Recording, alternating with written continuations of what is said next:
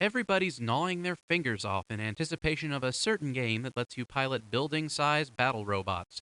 Well, it's not here yet, but it doesn't need to be. Metaltech EarthSiege from Dynamic is here to fill the void, and it rocks. I thought EarthSiege was gonna blow chunks. I figured it was just a premature Me Too game. But boy, was I off base. This is a whole lot of fun.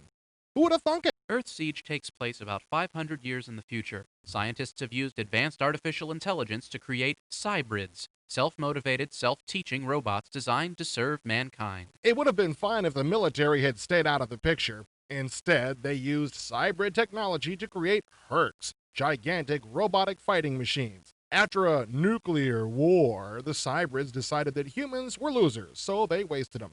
Now it's payback time. You are a Herc pilot of the human resistance. That means it's your job to kick as much cybrid butt as you can.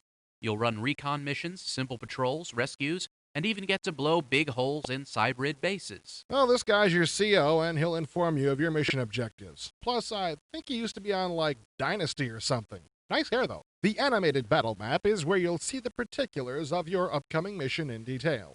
It draws out your mission from waypoint to waypoint for you and lets you know what to expect. This screen is similar to the briefing screen in TIE Fighter. The animation holds your attention, and the summary at the end provides a concise overview of the mission. It's handled very nicely, just like the rest of the game. When you're piloting a vehicle as complex as a Herc, control is a strong factor. Thrustmaster's entire line of peripherals is supported, but one good joystick lets you handle the game well enough. Poor control would really have hurt the game, but it's surprisingly simple. With a Thrustmaster FCS or a CH Flight Stick Pro, the top button changes the joystick mode. One mode controls your Herc's movement, and the other lets you move the torso around and target the bad guys. Not bad. Once you find out what to do, you need to pick what to do it in. There are 8 Hercs to choose from, and you can customize their armaments to suit the upcoming mission. If you play in career mode, this becomes even more important. You'll have to outfit your entire squad, and you'd better make sure there's enough quality equipment to spread around. You know, I've noticed that your friends aren't good for much if their heads explode. When I first saw the cockpit of a Herc, I was intimidated. I mean, Doom only has 8 keys you really have to worry about, but once I stopped, it wasn't bad. Actually, it all makes pretty good sense. Yeah, it does. The forward view has sliders to show you where your torso is facing in relation to your legs, and above the top one is a marker to show you where the next waypoint is. It's complex, but very manageable. As complex as EarthSiege is, what it all boils down to is blowing lots of stuff up.